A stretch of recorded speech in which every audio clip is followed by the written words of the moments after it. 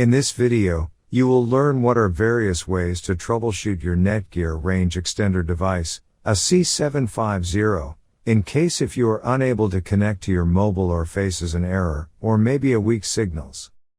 The first thing that you can do is try rebooting your Netgear range extender and your router.